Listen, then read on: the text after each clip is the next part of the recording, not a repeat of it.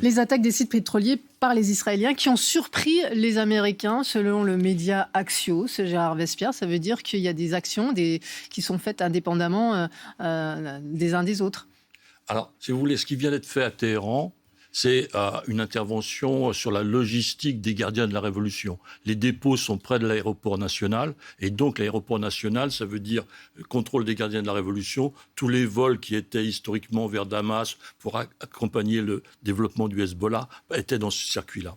Maintenant, les frappes iraniennes sur le Koweït, sur le champ pétrolier en Irak, sur la raffinerie donc en Arabie Saoudite, ça c'est une action stratégique pour effectivement encourager l'envolée du prix du pétrole et donc déséquilibrer l'économie mondiale.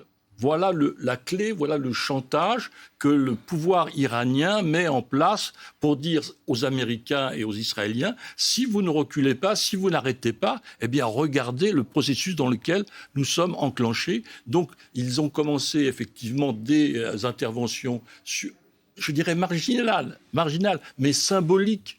Et puis, in fine, bien sûr, la décision de bloquer Hormuz. Donc, bombardement sur les champs, sur les raffineries, une seule, mais donc pression sur les marchés. Il n'y a pas de manque de pétrole, mais pression sur les prix. Voir lui lundi, on va en reparler. Gérard Vespierre. Oui, donc est-ce que la Russie est gagnante ? Est-ce que la Russie est gagnante après le Venezuela ?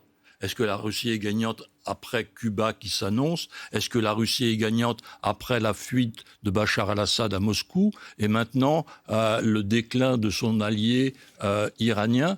Voyez-vous, sur le plan géopolitique, le grand perdant extérieur actuellement, c'est la Russie. Sur le plan du pétrole, la semaine dernière, le rouble s'est légèrement affaissé au lieu de reprendre des couleurs. Et l'indice de la bourse de Moscou est resté à peu près stable. Donc pour le moment...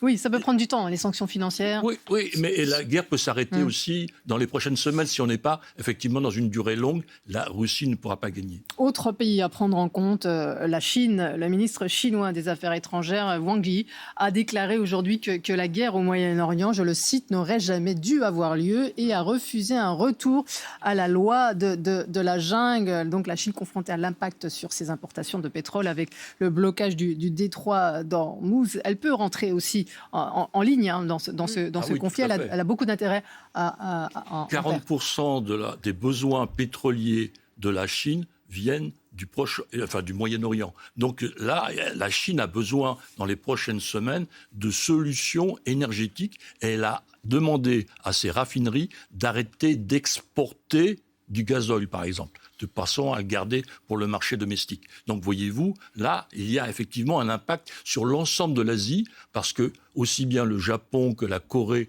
que la Chine sont pauvres en énergie pétrolière.